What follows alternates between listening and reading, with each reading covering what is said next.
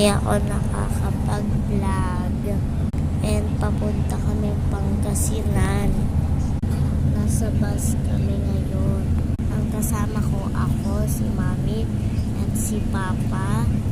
Tapos ayan, si ate, si Jay, yung girl. Ayun.